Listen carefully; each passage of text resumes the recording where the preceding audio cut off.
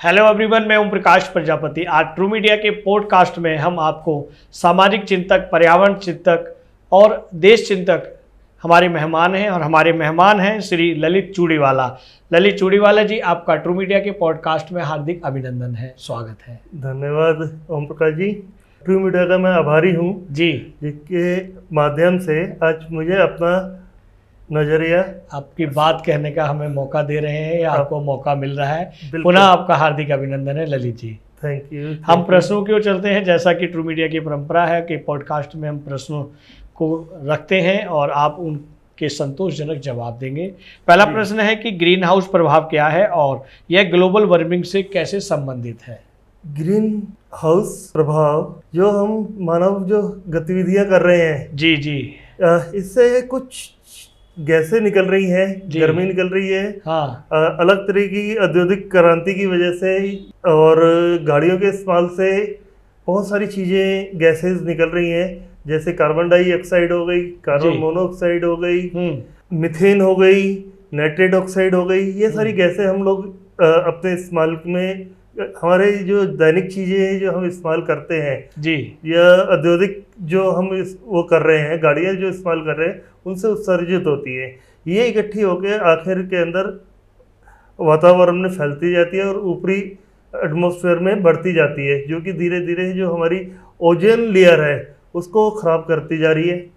उसमें छेद हो चुका है, बहुत साल पहले ही हो चुका है, जिसकी वजह से जो सूरज की किरणें जो धरती तक आती है वो बहुत ज़्यादा मात्रा में आके धरती पर रुक रही है और धरती का जो टेम्परेचर है वो बढ़ता जा रहा है। इसकी वजह से हमारे जो मौसम के जो बारिश, सूखा, ये सारी चीज़ें जो गतिविधि हैं वो बदलती जा रही हैं। आपने देखा होगा जैसे बारिश होती है तो आजकल बारिश बहुत ज़्यादा हो रही है जी जी, कहीं पे सूखा पड़ रहा है तो सूखा इतना ज़्यादा पड़ रहा है। बिल्कुल।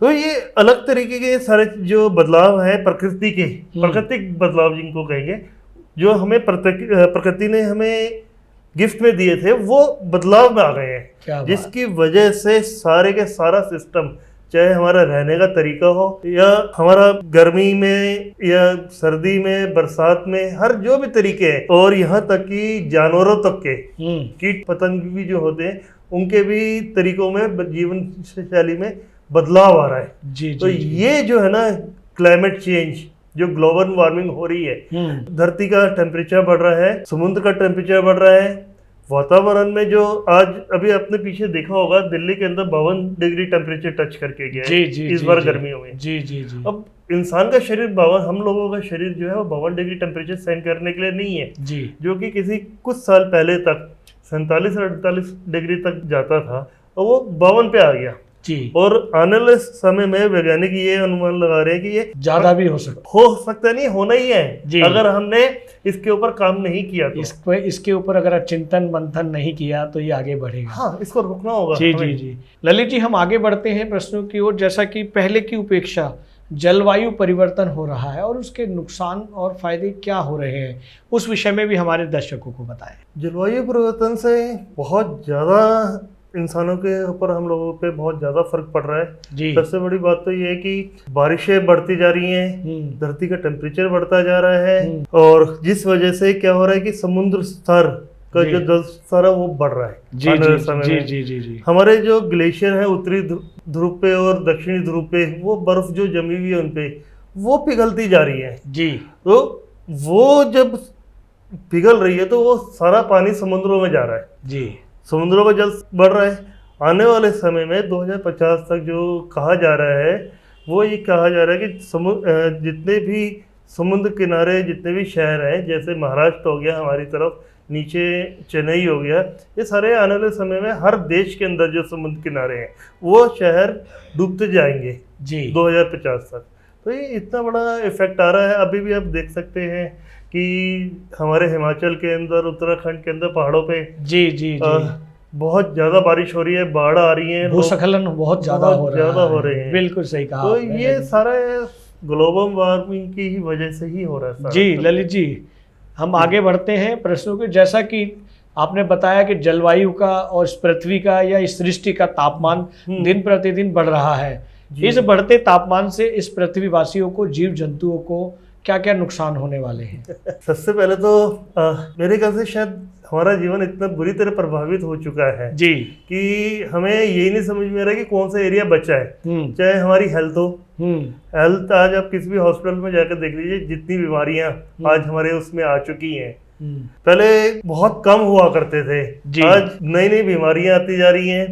कैंसर, लकवा, शुगर, बीपी, ऐसी बीमारियां तो ये सारी आम बढ़ गई है। पहले टाटा बिरला जैसे लोगों को सुनने में आता था इन बीमारियों का, लेकिन आज हर दूसरे तीसरे व्यक्ति को ये बीमारियां हैं। बिल्कुल। और तो गांव देहात तक ये बीमारियां पहुंच चुकी हैं। बिल्कुल। और अभी तो कुछ नई चीजें देख के बड़े हैरानगी हूँ कि 25-25, 30 साल के लड़कों को हार्ट अटैक पड़ रहे हैं। पैदा हुए बच्चों को शुगर हो रही है। शुगर लेवल उनके जन्म होते ही शुगर उनके साथ तो है। ये कभी हमने सोचा ही नहीं था। छोटे छोटे बच्चों की आंखों पर चश्मे लगे हुए हैं। मेरे भी लगे हुए हैं। नहीं, एक बच्चों की ज्यादा भविष्य की चिंता हमें ज्यादा है। बिल्कुल बिल्कुल।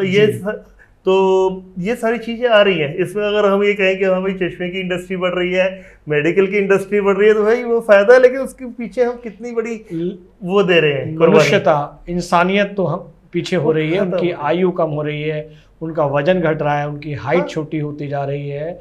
ललित जी, मैंने किताबों में पढ़ा है कि हमारे जो पूर्वज हुआ करते थे वो 900 साल तक जिया करते थे। उसके बाद जो हमारे वर्तमान की जो दूसरी, तीसरी, चौथी पीढ़ी थी वो 100-125 साल तक जी है, लेकिन आज वो उम्र बहुत घटकर बहुत छोटी हो गई है। क्या इस पर भी इस बढ़ते तापमान का असर है? बिल्कुल है। पहले तो इसका प्रूफ, सबसे अच्छा प्रूफ ये है कि आज हम जितने भी पुराने किले, जितने भी हमारे पुराने जमाने के वो बने हुए, वहाँ पे हम सीढ़ियाँ देखेंगे तो वो सीढ़ियाँ उस हिसाब से बनी हुई है जो 8 या 9 फुट का इंसान उसके ऊपर आसानी से चल सके। जी जी। जो पुरातत्व भवन बने हुए हैं उनमें सीढ़ियों की हाइट ज्यादा है, क्योंकि वो लोग उनकी हाइट ज्यादा हुआ करती थी, इसलिए सीढ़ियों की हाइट ज्यादा थी। जी जी जी जी। तो आज हमारी हाइट भी कम हो रही है। पहले हमारे बुजुर्ग दादा परदादा वो 90, 100, 105, 110 साल की उम्र तक जीते थे जी। आज मालूम चलता है कि हाँ भाई 45-50 साल की एवरेज उम्र रह गई है। जी जी। अभी पीछे अखबार के अंदर पढ़ रहा था कि दिल्ली के अंदर 12 साल उम्र एवरेज लाइफ कम हो गई। वाह, बड़ी दुखद बात है। तो चिंतन के विषय है बहुत ही। दिल्ली जैसे शहर के अंदर हम 27 सिगरेट बिना कुछ किए पी रहे हैं, सिर्फ हवा के माध्यम से। जो इतनी प्रदूषित हवा है दिल्ली एनसीआर की, जिसे आपने बताया कि हम बहुत सारी सिगरेटों का धुआं अपने अंदर ले रहे हैं। जी जी जी। वाकई अगर ऐसा कुछ होता है तो वाकई है, जो नहीं पीने वाले व्यक्ति हैं तो उनकी उम्र भी कम है, और जो पीने वाले हैं उनकी उम्र कितनी है, वो तो फिर कह रहे हैं कि 24 साल कम हो जाएगी उनके जीवन की। बिल्कुल सच्चाई है ये, और हर इंसान इस चीज से वाकिफ है जी, लेकिन उसके लिए कर क्या रहा है, ये सबसे बड़ी बात है। इसीलिए पिछले दिनों देखा गया, पिछले कई सालों से दिल्ली एनसीआर का तापमान, जो प्रदूषण लेवल है जी, दिल्ली एनसीआर का जो प्रदूषण लेवल है वो 400 पार हो जाता है। बिल्कुल बिल्कुल बिल्कुल बिल्कुल।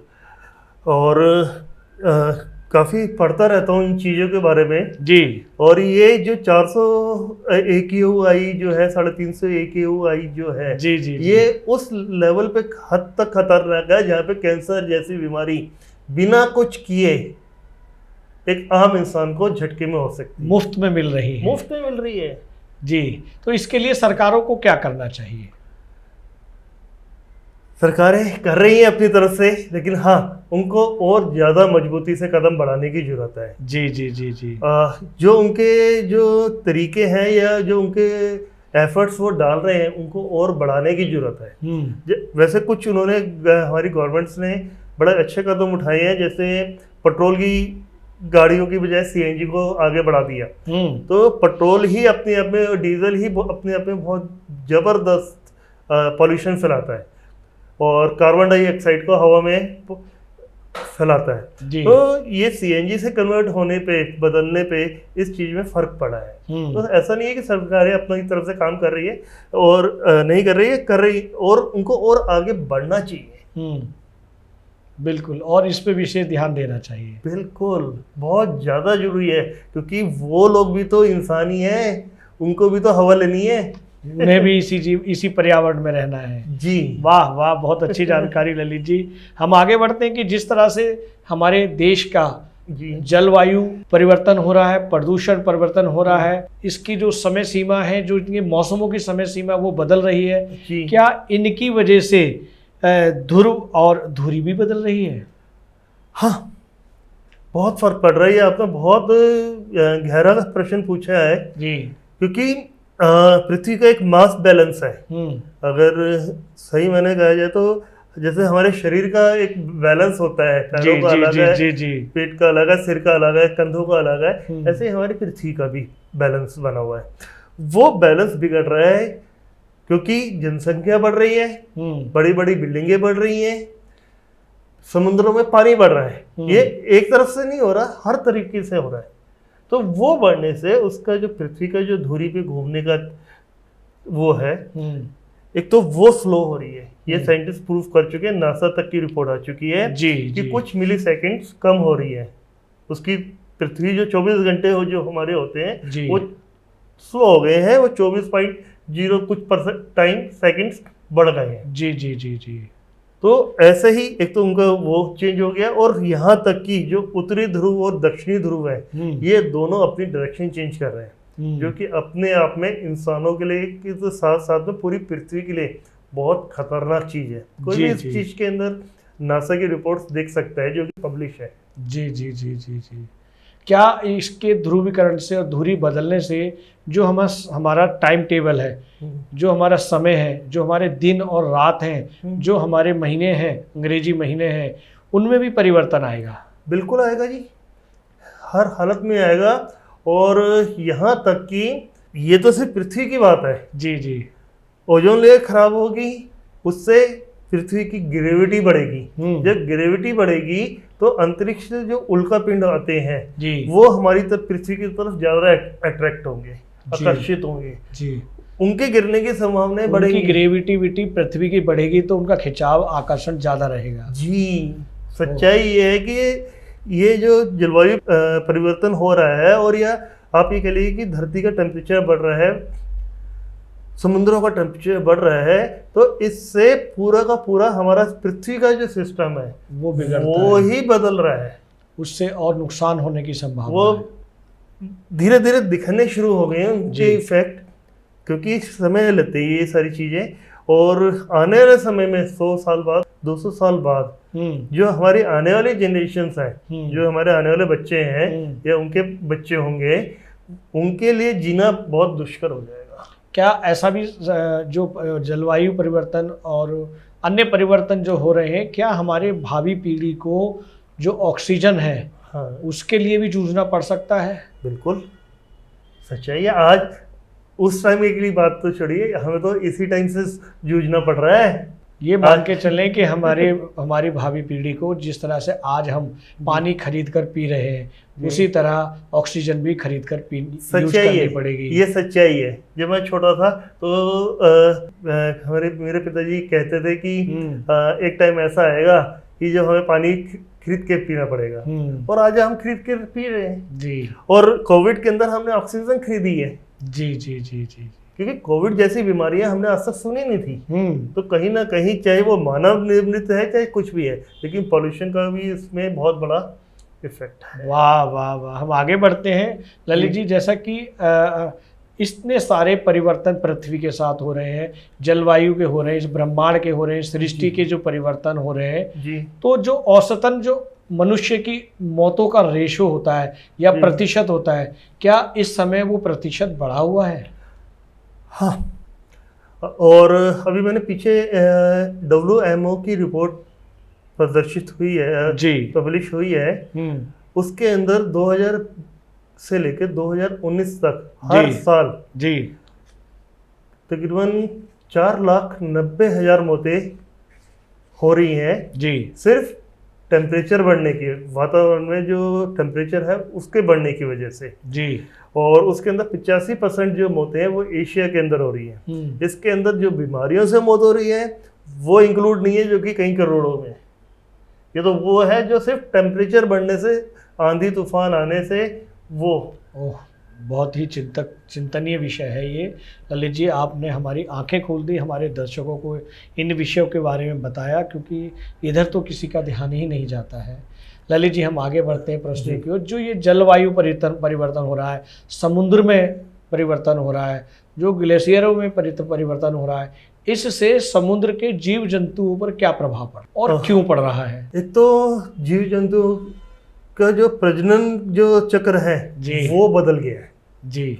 वो माइग्रेट करते हैं सारे समुद्र के जंतु जी। एक जगह से दूसरी जगह पे आके, और उनका वो जो टाइम है वो चेंज हो चुका है जी।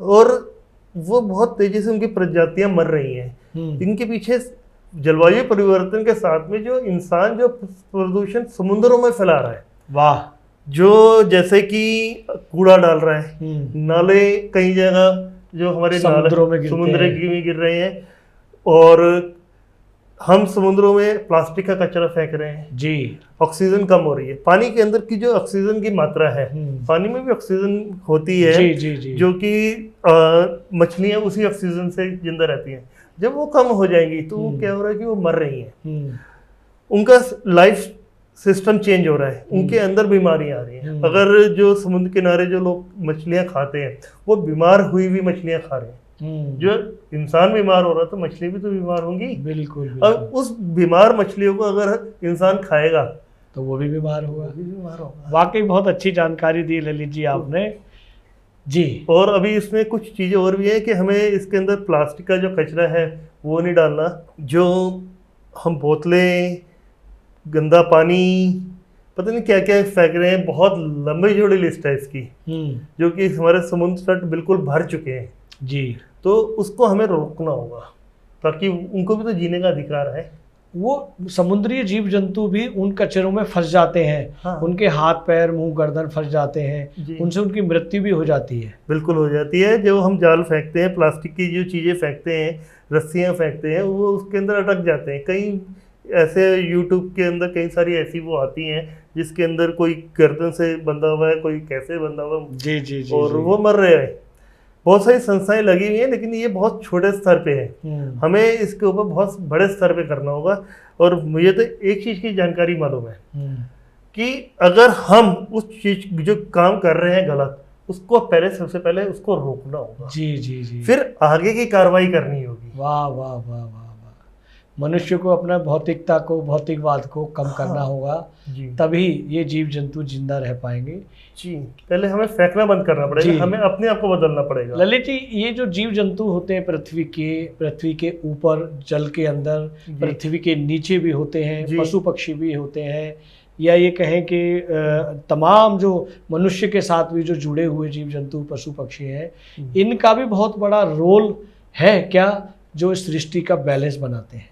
हाँ, ये पूरा हमारा अगर आप देखेंगे तो ये हमारा पूरा एक सर्कल है जी, जिसके अंदर इंसान से लेकर जानवर, बारिश, ये पूरा एक आपस में जुड़ा हुआ सर्कल है, फूड चेन है, जिसको हम बचपन में पढ़ते थे ना। एक ये फूड चेन है आपस में, जिसके अंदर जंगल भी आते हैं, खेती भी आती है, जानवर भी आते हैं, पानी भी आता है, सब कुछ आता है। तो हम सब इंटरकनेक्टेड है ये जी।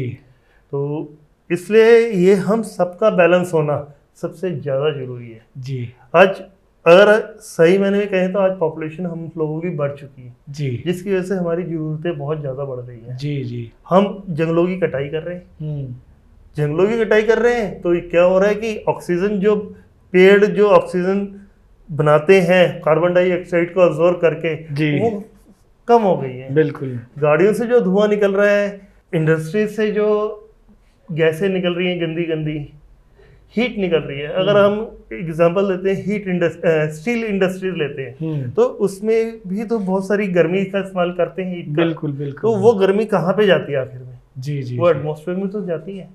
एसी हम इस्तेमाल कर रहे हैं, उसमें से पीछे से इतनी गर्म हवा निकलती है, वो कहाँ पे जा रही है? जी, हमारे एटमॉस्फेयर में जा रही है।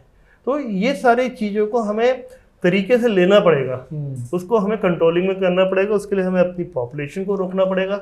इसके अंदर मैं चाइना की तारीफ करूंगा। 1000 कमियां हो किसी देश के अंदर, हम ये नहीं करेंगे वो नहीं करेंगे, लेकिन उस कंट्री ने ये करके दिखाया कि अपनी पॉपुलेशन को रोक दिया। वाह वाह, बहुत अच्छी बात। ललित जी, हम आगे बढ़ते हैं प्रश्नों की ओर। हमारा प्रश्न है कि जलवायु परिवर्तन से निपटने के लिए विश्व स्तर पर कौन सी रणनीतियाँ लागू की जा रही हैं?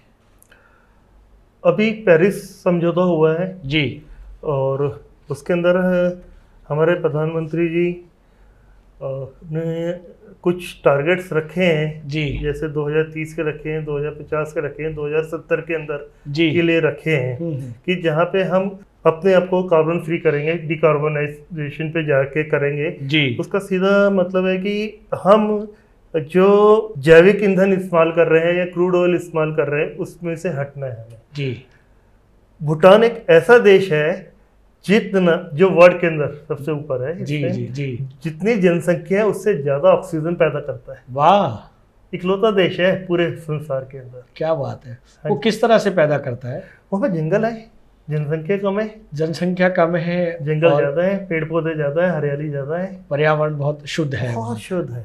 वाह, तो वाह। जितना वो कंज्यूम करता है ऑक्सीजन को उससे ज्यादा वो प्रोड्यूस करता है वहाँ पे। जी, जी, जी, जी, तो ये चीज हमें अपने अंदर भी धीरे धीरे लेके आनी होगी। जी। भारत की जनसंख्या 125-150 करोड़ के आसपास है तकरीबन आज के दिन।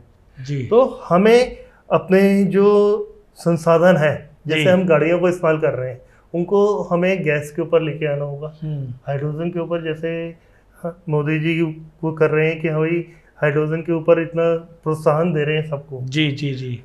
और क्रूड ऑयल को भी डिपेंडेंसी को ख़त्म कर रहे हैं धीरे धीरे। तो ये छोटे छोटे तरीके हैं।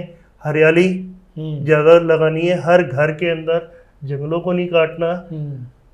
बहुत सारे ग्रुप्स हैं, बहुत सारे समाज सेवी हैं जो पौधारोपण करते हैं, जी, जंगलों की देखभाल करते हैं। तो ये सारे काम हमें करने होंगे और अत्यधिक करने होंगे। और अत्यधिक कर रहे हैं। अगर हम अपने आने वाले बच्चों को कुछ अच्छा देना चाहते हैं तो ये हमारे लिए सबसे ज्यादा जरूरी है। वाह, वाह, वाह, ये वाह। समझना पड़ेगा हमें। ललित जी, हम आगे बढ़ते हैं। जिस तरह आपने बताया कि भूटान में ऑक्सीजन की मात्रा जरूरत से ज़्यादा है, हाँ, आपके हिसाब से तकनीकी रूप से, टेक्निकली रूप से, या तमाम तरह के जो पृथ्वी पर नुकसान हो रहे हैं और हमारे जो ओजोन परत में छिद्र जो है वो बढ़ता जा रहा है, जिससे तमाम बीमारियां लोगों को हो रही हैं, और जो पशु पक्षी हैं उनको भी इनका प्रभाव हो रहा है, लेकिन उनको महसूस नहीं कर पा रहे हैं। कुछ प्रजातियां तो विलुप्त होती जा रही हैं, हमने महसूस किया, क्योंकि दिखती नहीं है। तो इन सबको तकनीकी रूप से इसको कैसे कम किया जा सकता है, कैसे बदला जा सकता है, हमारे दर्शकों को बताएं। अगर हमें जलवायु परिवर्तन रोकना है जी, ये उसको कम करना है, ये जो होता है सबसे पहले ये 3-4 चीज़ों से होता है जो कि हम ग्रीन हाउस गैसेस रिलीज कर रहे हैं, जी, जो हम इंसान इसकी वजह से हो रहा है सबसे ज़्यादा, जिसके अंदर कार्बन डाइऑक्साइड आ जाती है, नाइट्रेट ऑक्साइड आ जाती है, मीथेन गैस आ जाती है, और कुछ और भी गैसें हैं। जी, ये सारी हम एटमॉस्फेयर में फैलाते जा रहे हैं। इसके पीछे हम इन चीज़ों को किस तरह फैला रहे हैं, इन गैसों को? जैसे हम कार चलाते हैं तो कार्बन डाइऑक्साइड निकलती है। जी, खेती करते हैं, खेती में से आपको जानकर हैरानगी होगी, चावल की जो भूसी खेती होती है तो आखिर में जो भूसी बचती है उसमें से भी ग्रीन हाउस गैस निकलती है। अच्छा, हाँ जी, वो भी कहीं ना कहीं नुकसान देती है। ओहो।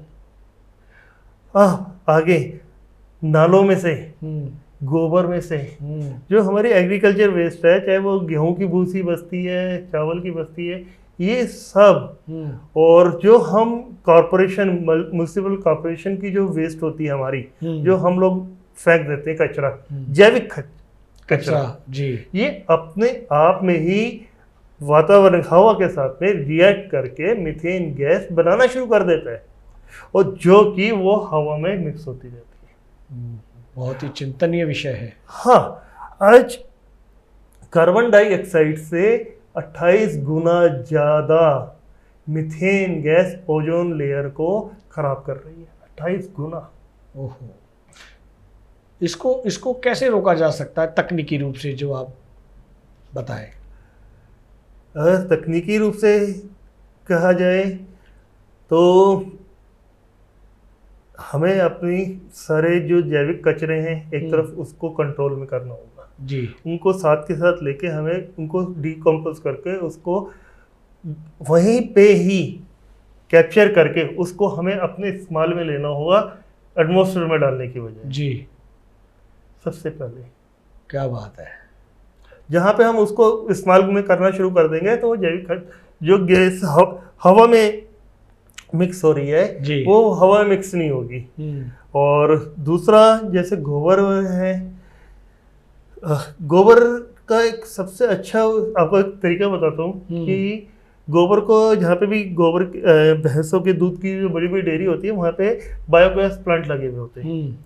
वो क्या करते हैं, बायोगैस प्लांट गोबर को वहाँ पे इकट्ठा करके डिकम्पोज करते हैं, ट्रीट करते हैं, और ट्रीट करने के बाद उसमें से बायोगैस अलग कर लेते हैं, और जो बाकी जो बचता है उर्वरक जिसको हम कहें, एक खाद के रूप में हम खेतों में इस्तेमाल कर लेते हैं। वाह वाह वाह वाह। तो ये सारी चीजें हमें ये तरीके अच्छी तरीके से सिस्टम से अपनाने होंगे।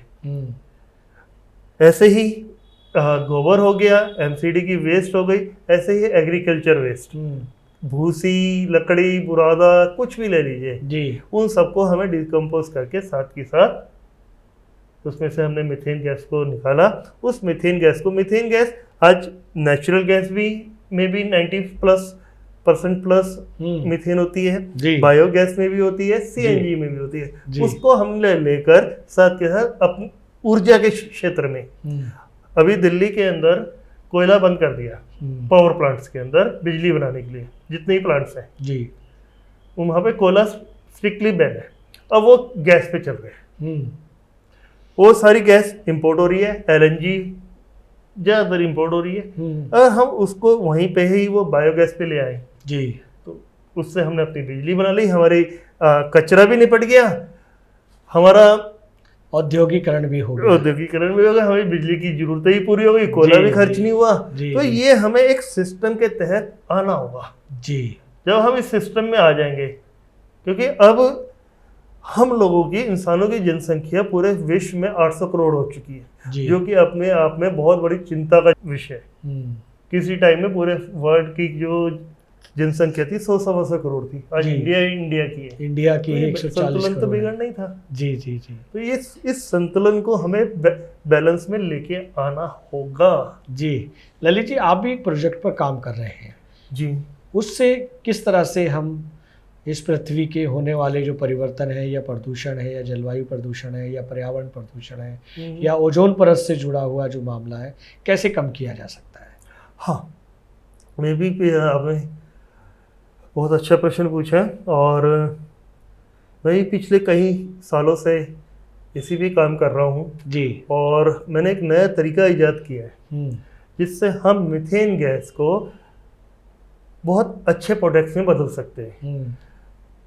जैसे मीथेन को हम हाइड्रोजन में बदल सकते हैं जी, मीथेन को हम इथाइल और मिथाइल में बदल सकते हैं, जो कि आगे हम उसको बदल के एथनॉल और मेथनॉल में बदल देंगे जी। मीथेन से ही हम एथिलीन को प्रोड्यूस कर सकते हैं। वाह। एथिलीन जो है रबड़ और प्लास्टिक का मेन कंपोनेंट है, और इंडिया जो है 95% एथिलीन इंपोर्ट करता है।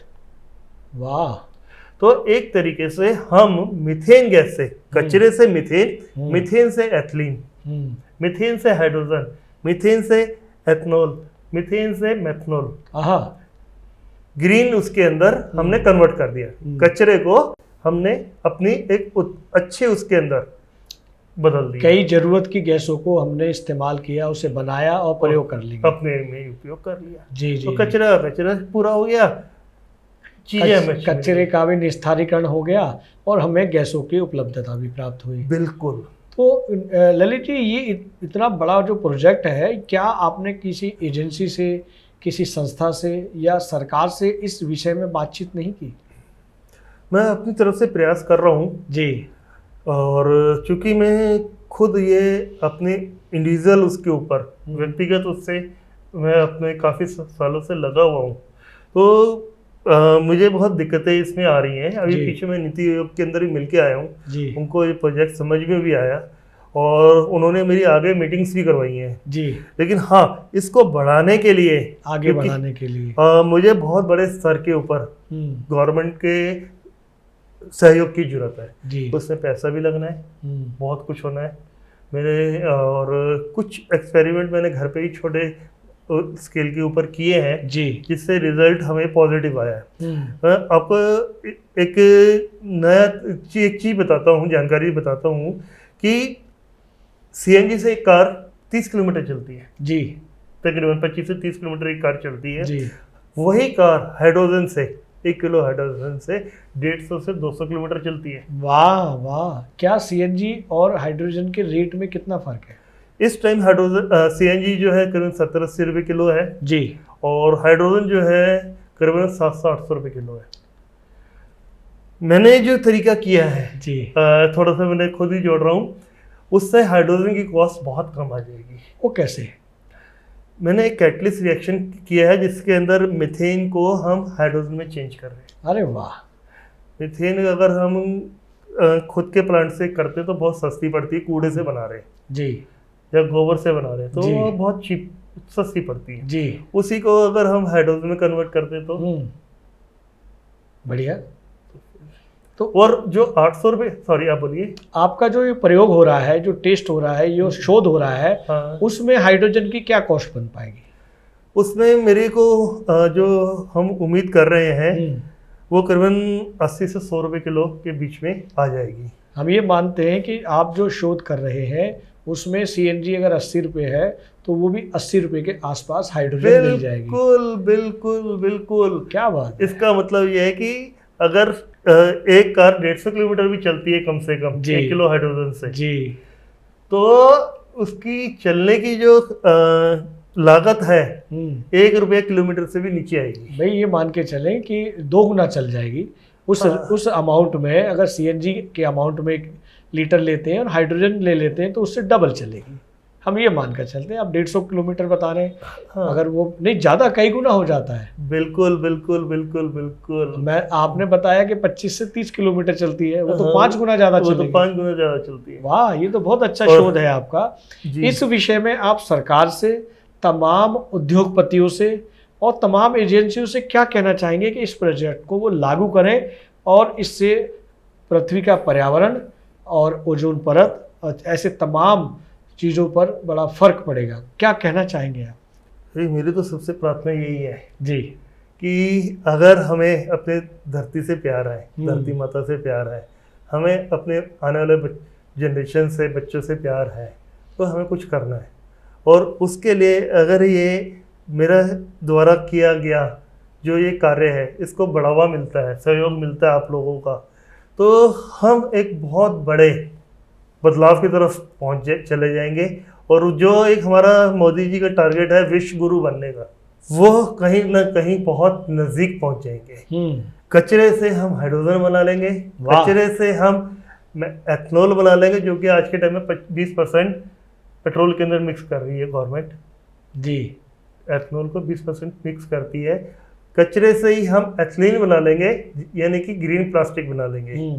और सबसे बड़ी बात है कि वो जो मीथेन गैस है वातावरण में जाएगी नहीं और उसको हम अच्छे इस्तेमाल कर लेंगे। उसी को ही हम बाकी को बचे हुए को पावर प्लांट्स में इस्तेमाल कर लेंगे। वाह वाह वाह वाह वाह। तो ये एक अपने आप में एक ऐसी साइकिल घूम जाएगी इंसानों के लिए, जो और इंसानों के लिए के साथ साथ में हर जीव जंतु के लिए, हमारी पृथ्वी के लिए, जो बहुत आगे तक लेके जाएगी।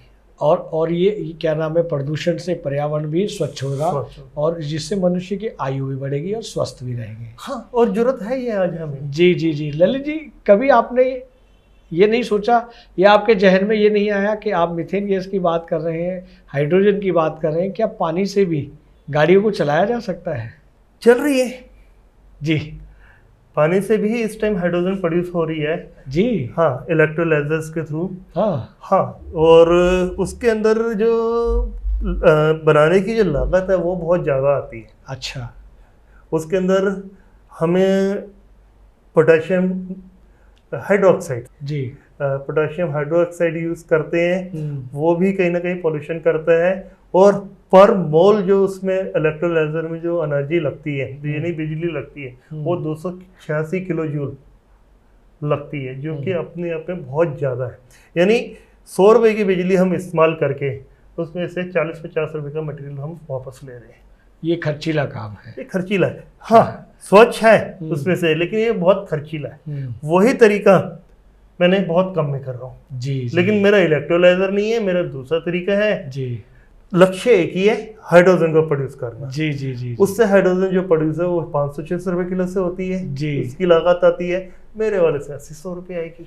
वाकई तो बहुत अच्छा काम कर रहे हैं। गवर्नमेंट के लिए भी जो है ना बहुत मायना रखता है। हम ट्रू मीडिया चैनल के माध्यम से आपकी बात तमाम एजेंसियों को, तमाम उद्योगपतियों को और भारत सरकार तक पहुंचाने का प्रयास करेंगे ताकि इन आपके शोधों पर अमल हो सके और हमारे देश में जो प्रदूषण, जो बीमारियां फैल रही हैं, जो ओजोन परत में छेद बढ़ रहा है और तमाम तरह की पशु पक्षियों पर इसके प्रभाव हो रहे हैं, वो ना हो और इस प्रोजेक्ट को भी एक बार प्रयोग में लाया जा सके ताकि इस प्रोजेक्ट की जो शुद्धता है, जो इसकी जो आपने शोध किया है उसकी प्रखरता क्या है, उसको देखा जाए और उसे प्रयोग में लिया जाए। हाँ, और उसके में मुझे बहुत बड़े स्तर पे जी उसमें आगे शोध की जरूरत है ताकि उसको हम प्रोडक्शन कमर्शियल जिसे कहते हैं ना उस पर लेके मुझे किसी प्रोफेसर ने एक बात कही थी कि ललित, साइंस का फायदा तब है, किसी नई इन्वेंशन का फायदा तब है जब वो जनता के काम आए। वाह वाह, बढ़िया। वो है असली साइंस। और इसके लिए मुझे यहाँ तक पहुँचने के लिए, आप लोगों तक पहुँचने के लिए, जनता तक पहुँचने के लिए मुझे इसमें और शोध की जरूरत है, मुझे सपोर्ट की जरूरत है, मुझे लैब्स की जरूरत है जी, बड़ी बड़ी लैब्स की जरूरत है, पैसे की जरूरत है, सारी चीज़ें तो वो गवर्नमेंट ही कर सकती है। और ये प्रोजेक्ट जो है गवर्नमेंट के लेवल का। वाह वाह वाह, हमें उम्मीद है कि ये प्रोजेक्ट हमारी भारत सरकार को पसंद आएगा और उस पर प्रयोग करेंगे। हम आगे बढ़ते हैं ललित जी। जैसा कि आजकल देख रहे हैं कि हम बहुत सारे देशों में युद्ध छिड़ा हुआ है जी, और युद्ध चल रहा है जिससे मानवीय नुकसान हो रहे हैं, आर्थिक नुकसान हो रहे हैं जी, प्रदूषण का भी खतरा बढ़ा हुआ है जी। क्या हम तृतीय विश्व युद्ध की ओर बढ़ते हैं या तृतीय विश्व युद्ध होने की संभावना होती है और उसमें न्यूक्लियर बम का प्रयोग हुआ तो इस सृष्टि का क्या होगा, इस दुनिया का क्या होगा? ये ईश्वर से प्रार्थना है कि ऐसा समय ना आए कभी जी। जापान आज तक भुगत रहा है जी, कई पीढ़ियां भुगत रही हैं। आज तक इतने सालों बाद भी वहाँ पे बच्चे अपंग पैदा होते हैं। और अब उस टाइम के न्यूक्लियर रिएक्शंस में और आज के न्यूक्लियर रिएक्शंस में जमीन आसमान का फर्क है। कई हजार गुना ज़्यादा नुकसानदायी हो सकता है। इंसानियत की इंसानियत खत्म पे आ जाएगी जी। और जी, अब तो ये है कि पहले तो सिर्फ एक के पास था, अब तो हर किसी के पास है जी जी। एक निकालेगा तलवार तो दूसरा भी तलवार निकालेगा। बिल्कुल सही। तो ये वो शुरुआत होगी जहाँ पे इंसानियत खत्म पे आ जाएगी। पॉल्यूशन, रेडिएशन वो तो बाद में मरेंगे, पहले एक दूसरे को ही मार काट के सब मर जाएंगे जी जी जी। तो वो तो भाई कहते हैं ना कि जब पृथ्वी का अंत आएगा ये तो वो हो जाएगी। पॉल्यूशन उस हद तक पहुंच जाएगा कि विकिरण, पॉल्यूशन भी क्या कहेंगे, विकिरण कहेंगे जी जी। कोई भी जीव जंतु उसमें जिंदा नहीं रह पाएगा। वाह वाह वाह, बहुत अच्छी जानकारी। ऊपर से प्रार्थना है कि जी सब इंसानियत शांति के पथ पे चले। वाकई वाकई ललित जी, हम चलते चलते आपसे ये कहना चाहेंगे कि आप हमारे दर्शकों को और अपने शुभचिंतकों को और सरकार को इस विषय में क्या कहना चाहें? हम खासतौर से इंडियंस जी, हम पैसा जोड़ते हैं बुरे वक्त के लिए। नहीं, ये सोच गलत है जी। हमें पैसा जोड़ना है या खर्च करना है अपने अच्छे वक्त के लिए। वाह, वर्तमान के लिए। क्योंकि जब हमारी सोच ही बुरे वक्त के लिए होगी तो वो बुरा वक्त आएगा। वाह वाह वाह वाह वाह वाह। तो हमें अच्छे वक्त के लिए पैसा जोड़ना है, हमें अच्छे वक्त के लिए कार्य करने हैं। तो हमें पॉल्यूशन के लिए, जलवायु परिवर्तन के लिए, इन सब से बचने के लिए, अपने बच्चों को अच्छा भविष्य देने के लिए कार्य करने हैं, उसके लिए पैसा खर्च करना है और इस रास्ते पे चलना है। वाह वाह। तो उसके लिए जो कर सकते हो, चाहे वो गवर्नमेंट हो, वो युद्ध स्तर पे काम करे, जनता जो है, हम लोग अपने स्तर पे पॉल्यूशन को कम से कम करने की कोशिश करें। जी जी जी जी। जो तरीके हैं वो अपनाएं। जैसे लोगों के घरों में 4-4 गाड़ियां हैं तो एक ही गाड़ी का इस्तेमाल करें, 4 का ना करें। हाँ। वाह। और जिनके घर में 4-4 एसी, 4-4 रूम है, उन्हें संयुक्त रहे तो एक ही एसी का प्रयोग करें, जिससे ये पर्यावरण सुरक्षित और स्वस्थ रहे। जी। और एक चीज और भी जोड़ दीजिए साथ में जी जी। कि अब 2 बच्चे भी होने के बाद जो महंगाई जितनी बढ़ चुकी है, क्योंकि हर चीज की कॉस्टिंग बढ़ती जा रही है, बिल्कुल। अनाज तक भी बढ़ रहा है, कि उसके भी पैसे बढ़ रहे हैं, क्योंकि जगह कम हो गई ना, डिमांड ज्यादा हो गई है। जी जी, प्रोडक्शन कम हो गई, खपत ज्यादा हो गई। खपत ज्यादा हो गई तो भाई वो खपत हम लोगों की भी है जी। तो भाई अपनी जनसंख्या को भी हमें अब कंट्रोल में लेके आना होगा। वाह वाह वाह वाह। ललित चूड़ीवाला जी, आपने अपना बेशकीमती समय हमारे दर्शकों को दिया, ट्रू मीडिया के लिए दिया, उसके लिए बहुत बहुत धन्यवाद। Thank you, thank you. आपका भी बहुत बहुत धन्यवाद। आपने मुझे ये सम्मान दिया अपने चैनल पे, अपने प्लेटफॉर्म पे, उसके लिए भी आपका बहुत बहुत धन्यवाद। ये वीडियो YouTube पर देख रहे हैं तो हमारे चैनल को सब्सक्राइब करें और बेल आइकन को दबाना ना भूलें। अगर आप Facebook पर ये वीडियो देख रहे हैं तो हमारे पेज को लाइक करें।